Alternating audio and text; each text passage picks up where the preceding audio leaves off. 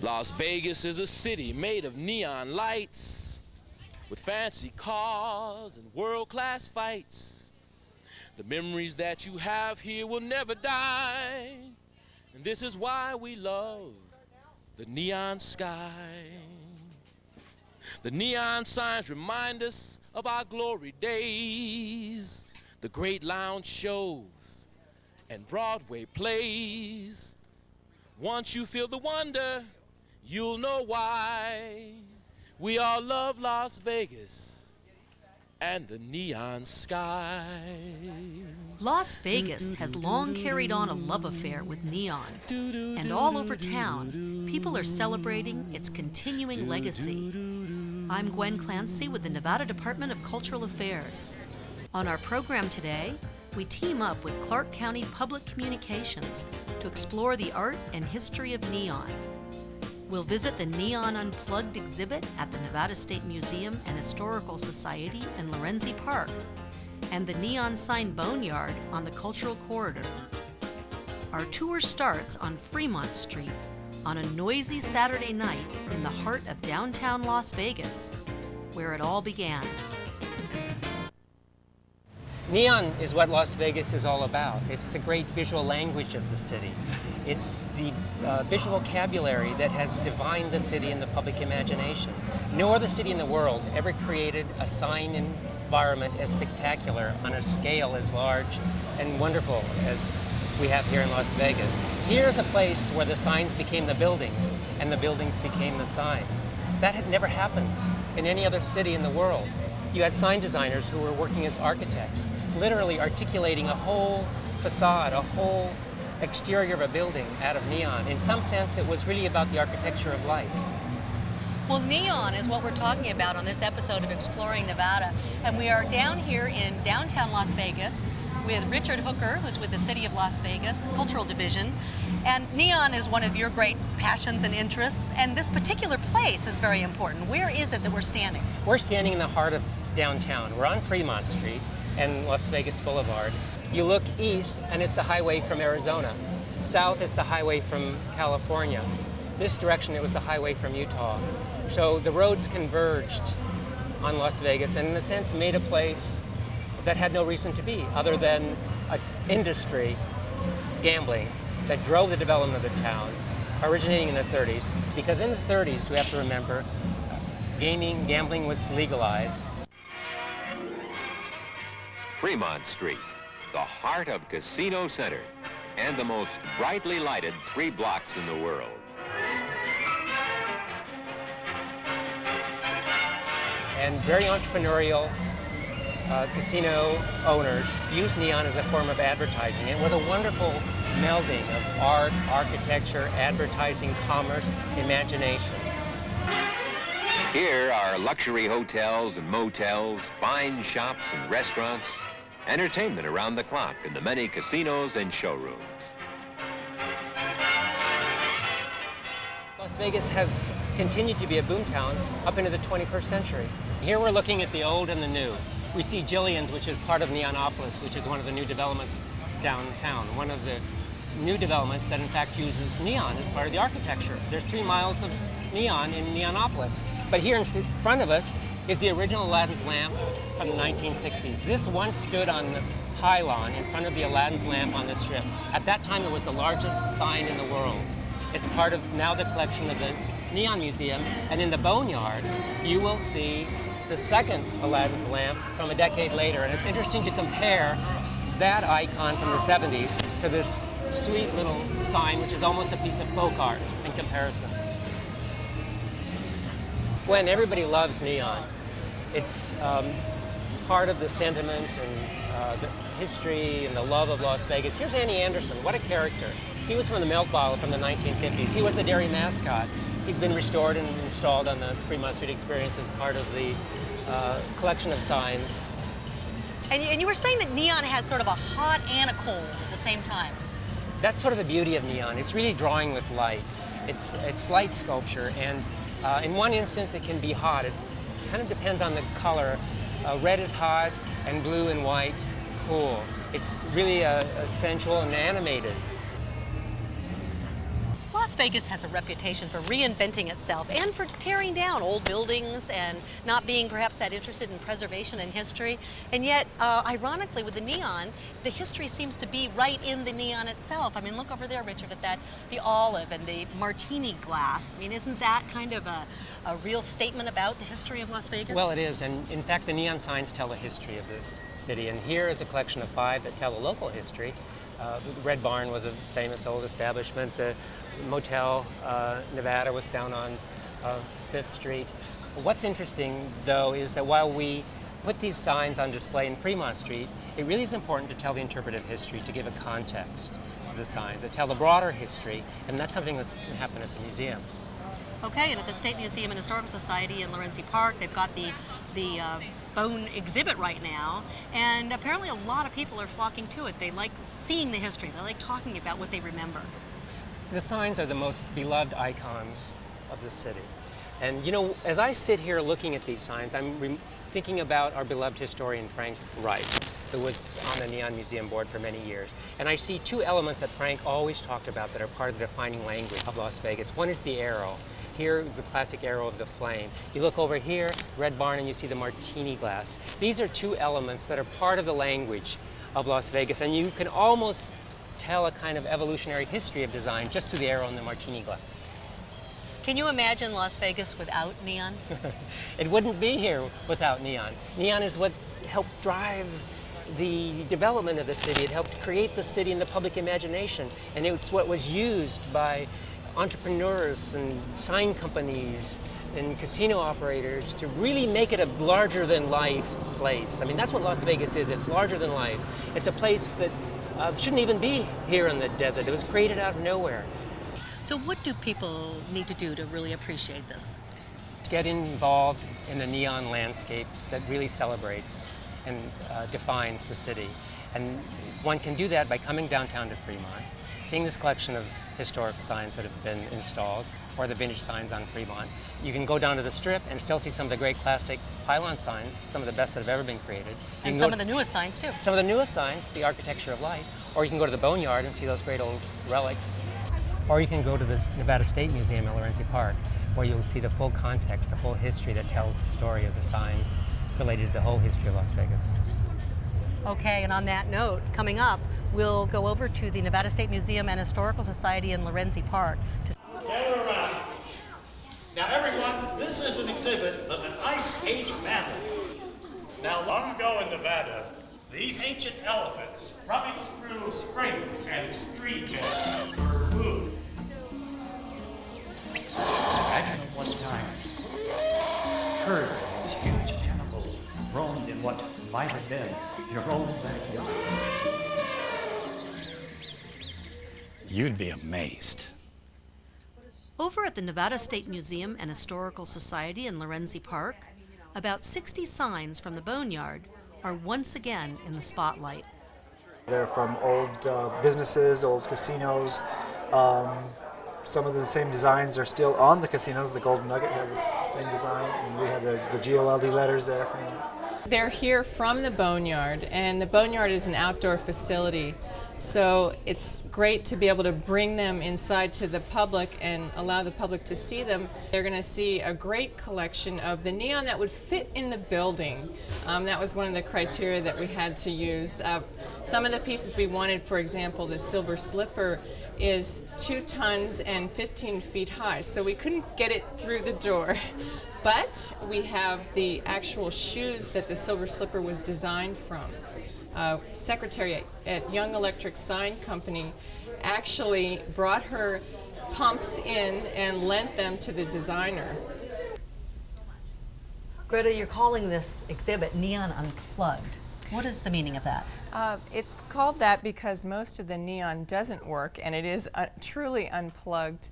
But we've also got signs from the Boneyard, and that's referencing where these signs came from. The Boneyard is an area that has not all the signs, but many of the signs that have been taken down from hotels and other properties stored.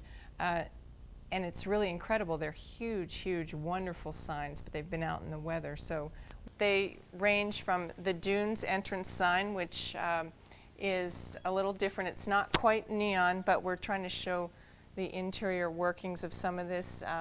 This was lit from behind. It doesn't actually have neon, but it's a fun sign that a lot of people recognize. The Sands Casino, we have the full casino sign behind us here in very distinct text that people may recognize. We have signs from the Gold Nugget, or letters from the Gold Nugget. These again are small.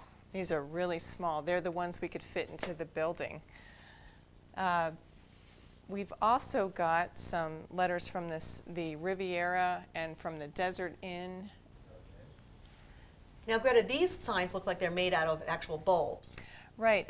Many of the signs used a combination of the bulbs or lamps, as they are called in the field, and neon. Actually, you can see there are little standoffs that would hold the neon on there, but because it's so fragile, it's broken off. And that's true with a lot of them. The neon tubing, as you can imagine, is just thin glass and tends to break pretty easily.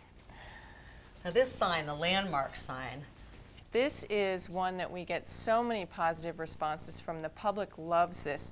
This was on a hotel that was built by Howard Hughes in '69, and it was imploded in Mars attacks, the actual hotel, and the sign was saved from that.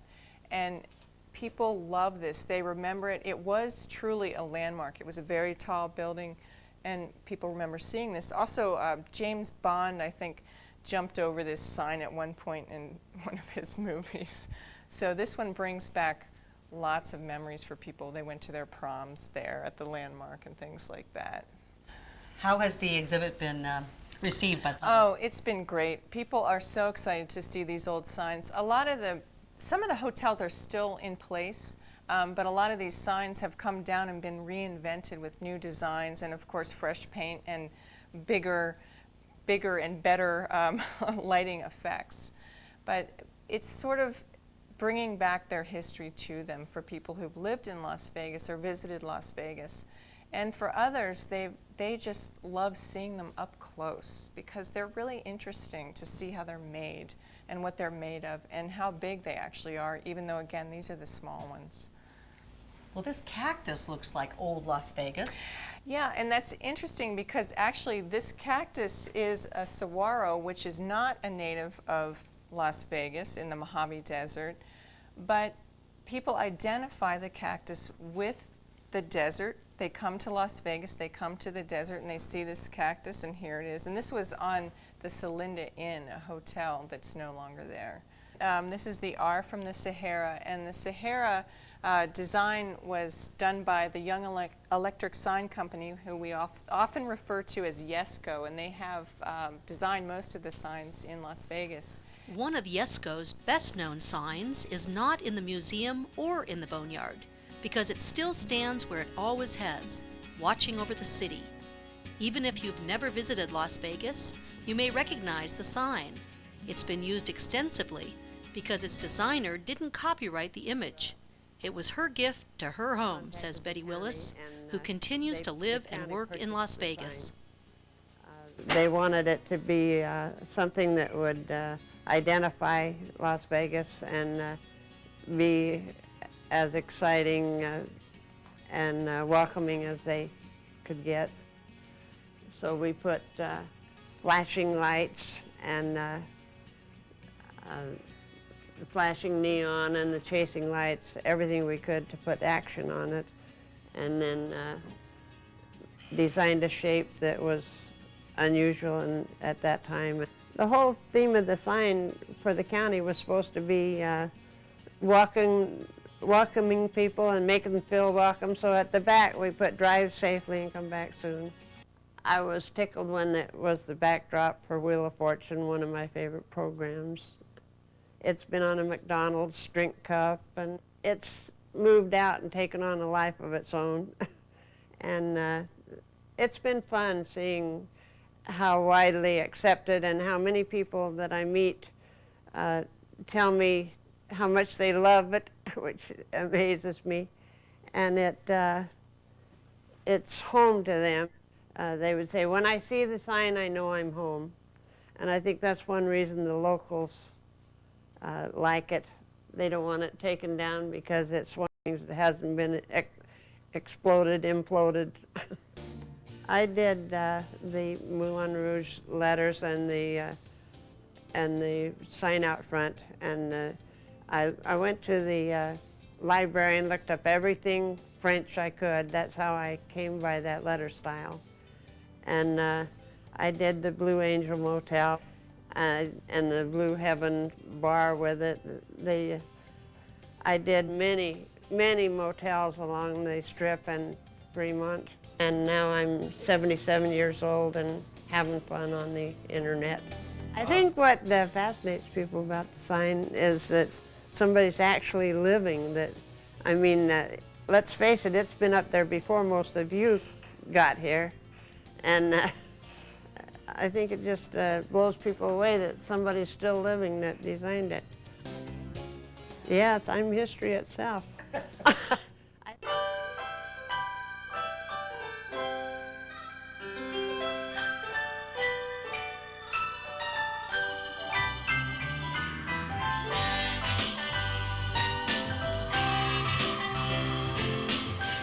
No one looks back fondly on the years they spent in a parking garage. When we lose a historic place, we lose a part of who we are. Help protect historic places in your community. Visit nationaltrust.org. To celebrate the downtown cultural corridor, the Neon Boneyard is giving a rare and quickly sold out public tour.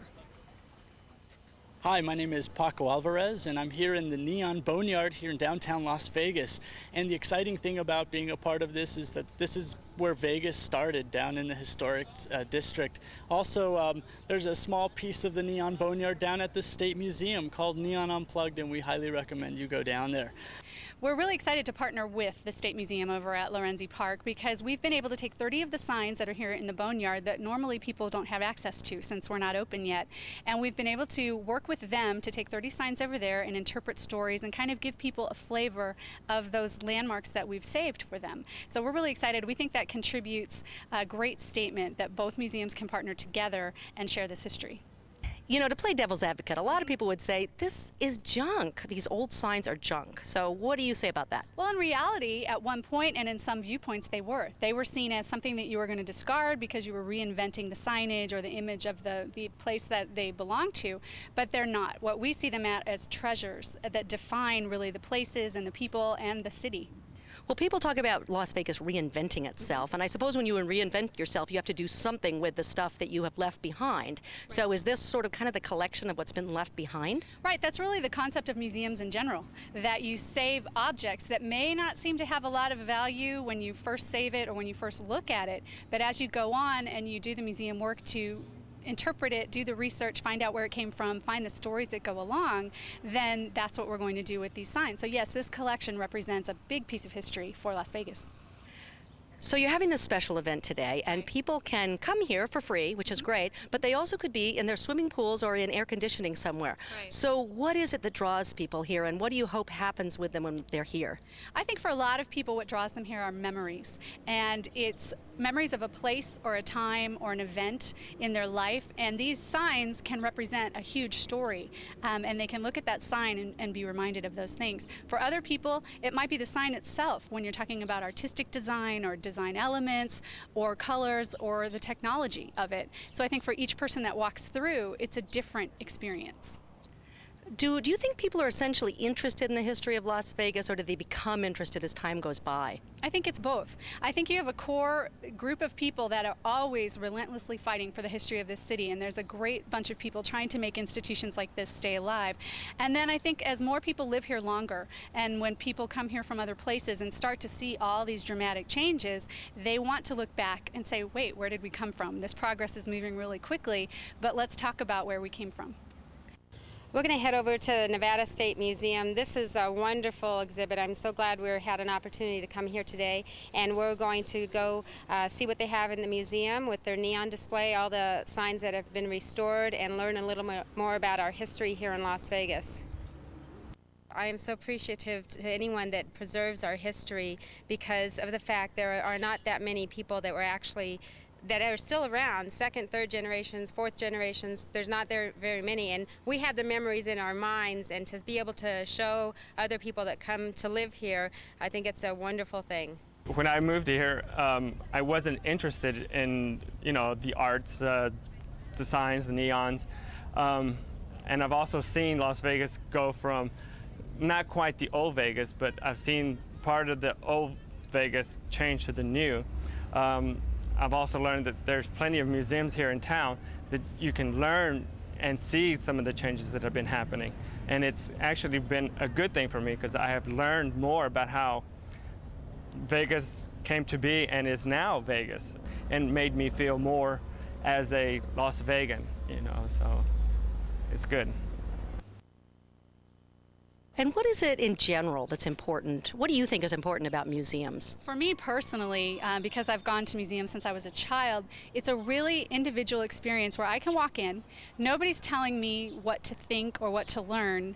There are guidelines, things for me to think about, but I can look at any object and personalize it for myself and think of some experience or some story to relate to from that object. So it's kind of a process of interpretation for yourself. Right, you can interpret for yourself. While the museum may interpret certain areas for you, you have the freedom to learn whatever you'd like to learn in that environment, and that's what I really like.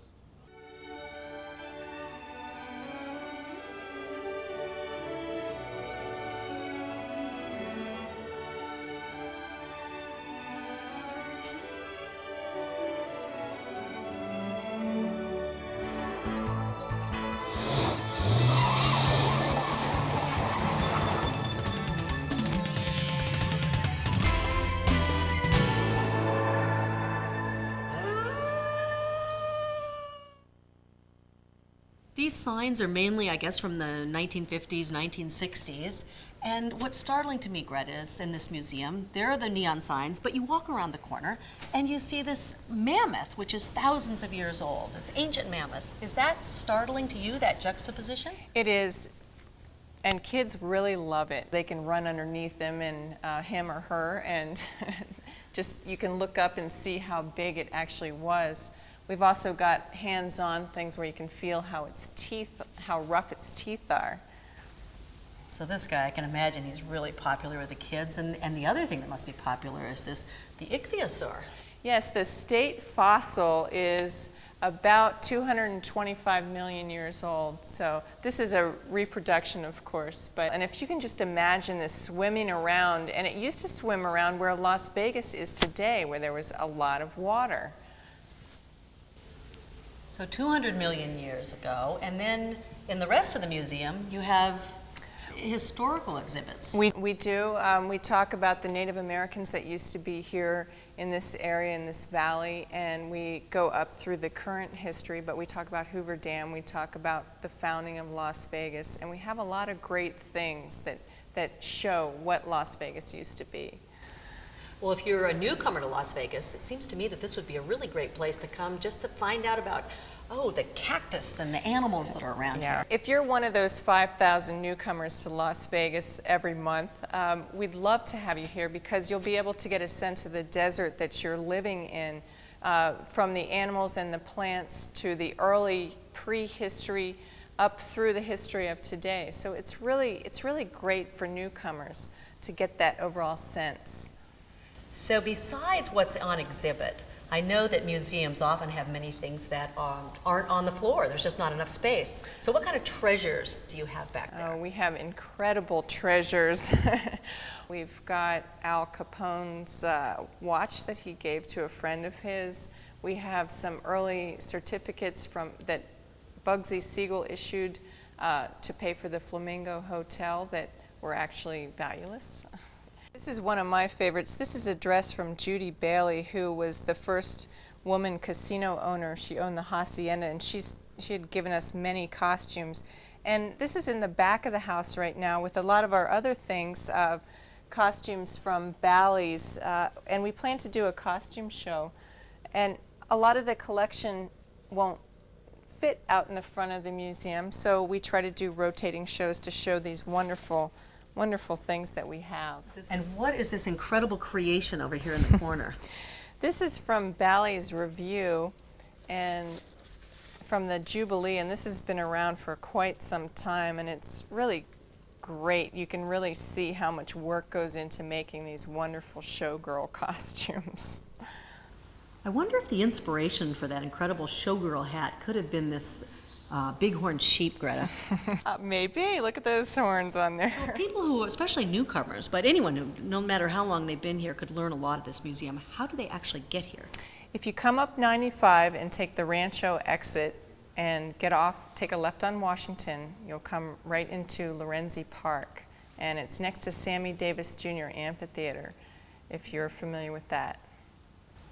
And open 7 days a week? We are open 7 days a week from 9 to 5, and it's free for kids and $2 for adults. I would just encourage all parents, if you'd like to teach your children about the history of Las Vegas, or if you're one of those ones who are not a native and you'd like to know more about the historical neon signs that were placed up many, many years ago, the State Museum located in Lorenzi Park right off of Washington is definitely the place to go. Bienvenido al Museo de Neon aquí en el centro de Las Vegas. Acá tenemos muchos de los carteles antiguos de la ciudad y no está abierto al público, pero si vas al Museo del Estado en Lorenzi Park, hay exhibido ahí muchos de los carteles originales de la ciudad. Muchas gracias. The Nevada State Museum and Historical Society in Las Vegas supplements its permanent exhibits with changing displays in order to show different collections and also to protect sensitive artifacts from overexposure to light.